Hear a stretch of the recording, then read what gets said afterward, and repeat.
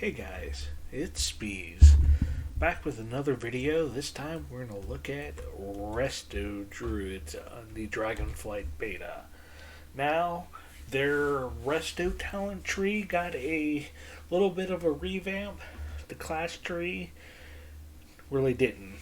And now, I don't really want to spend too much time on the class tree, but I guess because Druids have 4 specs, they kind of have to make the tree kind of linear to fit all 4 specs in. This is top of the Ferrule. If you go straight down, this is like all the Ferrule stuff. Guardian starts here, go straight down Guardian stuff. Resto starts here, you go straight down all the Resto stuff. Balance. And then like these little lines in between are just kind of utility that kind of fits in between the spec lines. So if you're a resto, you're going to go down here. You get Rejuve, Swiftman for free. Nature Curse also gets rid of curses and poisons. Increase your healing done and taken. If you want to take Wild Growth. Improve Rejuve. And then down this little path here, here's Innervate. You probably want Innervate as a Healy Priest. Down here, I don't know if this is a returning old Druid ability for it's brand new. Nature's Vigil for 30 seconds, all single target healing. Also damages a nearby enemy for 20% of the healing done. Other specs could take this if they wanted, but for the Resto spec, you can just pop this and blast some healing during a intensive healing phase to just also throw out some damage. And then after you just take all these points, you can kind of decide if you want what your DPS spec is going to be. If you want to just be Ferrule, just go down and take all the Ferrule stuff. Or be Boomkin and take the Boomkin stuff. Nice thing about the Ferrule is if you kind of go down here, you can take up Skull Bass to have a melee interrupt if you're in cat form. Also, way down here is the well-honed instincts. Fall below 40% health, you cast Frenzy Regeneration on yourself. Nice little defensive.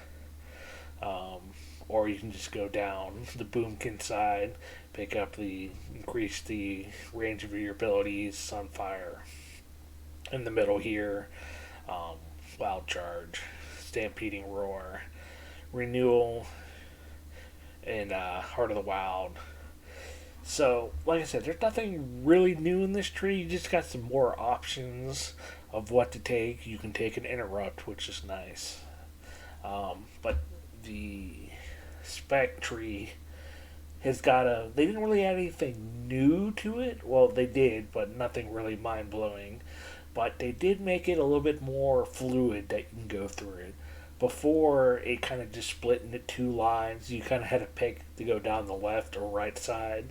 And then you had to go all the way down it to get to the bottom. And then you could kind of spread out at the bottom. But now, as you can see, there's a lot of little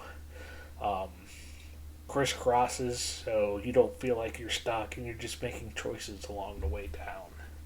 So, but like I said, there's nothing really brand new. The top of the tree is kind of taking back picking up abilities you had before. But there are some new things. Where is it? Now, this one, Embrace the Dream. Wild Growth has a 50% chance or 100% chance if you put 2 talent points into it to momentarily shift your mind into the Emerald Dream, instantly healing all allies affected by your Rejuve by 830. I really like this talent because it reinforces the Druid playstyle of before you hit Wild Growth, you should have in a 5-man everyone rejuved up, or in a raid have as many rejuvenations rolling as possible, then you hit Wild Growth. So I like it. It reinforces what you should be doing as a Resto Druid. So I do like this talent. But like I said, there's nothing brand new for Resto Druids here at the bottom of the tree. They just gave us a lot of legendary or covenant abilities that we couldn't have all at the same time And you can, like, we have Depth of Swarm and Convoke the Spirit. So you can have those both at the same time.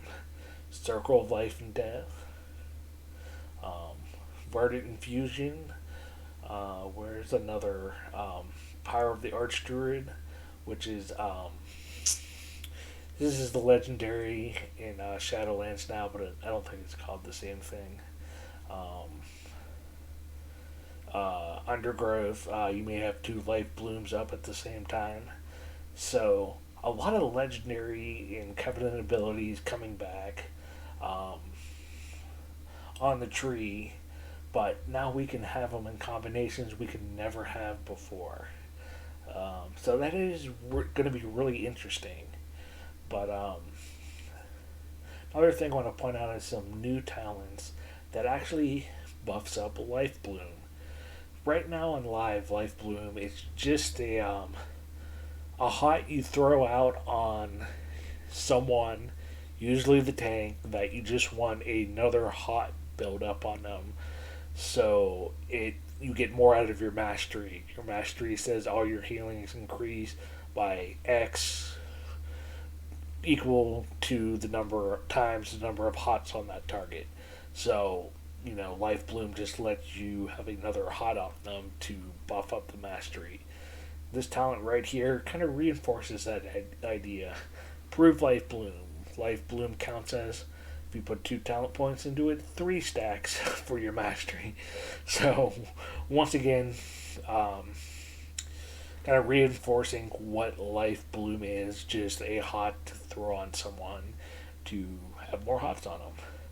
But over here on this side of the tree, there's a trio of talents. 2 of them are new abilities. Oh, one of them is not a new ability, but it's just a trio of talent that all buff Lifebloom that I think are really interesting. So, first off, Verdancy, when Lifebloom blooms, so at the end of the cast, or if you reapply it with 4 or less seconds left, it blooms. And this says when it blooms, targets within your efflorescence, the little green circle, are healed for an amount. Now, this is less than the bloom amount, but like I said, it just gives another little bonus to Lifebloom. You have Lifebloom bloom, and then 3 people in your efflorescence get a nice little heal on them. Now, down here, photosynthesis. A legendary ability that's in the game now. When your life blooms on yourself, all your heals tick faster. So it gives like another little bonus to Lifebloom. If you put it on yourself, all your other healer over time heal faster. This is like AoE mode. Or if you put it on someone else, it says when a periodic heal heals that person with Lifebloom, there's a 4% chance to bloom. Now, this combos with this that says now the bloom's not only just at the end, it can pop off at any time. It has a chance to tick, so. And then there's Spring Blossoms, which is the talent everyone picks now that says, your little green circle, efflorescence, also puts a hot on everyone in it. And so that these 3 talents just all kind of feed into each other. This puts a hot on everyone. Photosynthesis says that people with Lifebloom on them have a chance to bloom for 4% every time a hot ticks on them, so this puts an extra hot on them. And this just says when Lifebloom blooms, everyone at efflorescence gets a nice little heal. So these 3 little talents, I like this synergy between them. They all kind of feed into each other. Then there's, undergrowth. You may have 2 Lifeblooms out at once. So that if you want to get real crazy with it, you can also have a Lifebloom rolling on yourself. So all the other hots tick more, and then boom, this little cycle. So this lower left corner is just Lifebloom buffing talents, which are interesting. I have no idea if it's actually good, but it sounds fun on paper. So I like that idea. But yeah, other than that, the tree is just nothing brand new. They didn't reinvent the wheel with Resto Druids. It's just giving you choice of what to bring and giving you choices you never had the chance to make before because things were locked behind. You can only wear one legendary before. Now you have all like 4 legendary abilities as talents now. Now you can put them all together. And I guess Circle of Life and Death also feeds into these talents altogether. So, yeah, interesting what they're doing. Like I said, I have to reiterate, this is all just kind of on paper or napkin math or theory crafting because on the beta right now, there's just normal and heroic dungeons and they're all kind of face roll. So, no one can really get a feel of how well the healing talents work because there's really not much healing you have to do. Either everything is face roll or the tank just decides to pull half the dungeon and that's way too much and everyone falls over. So, but interesting things for Resto Druid coming on in the Dragonflight beta. Thanks everyone for watching and see you next time.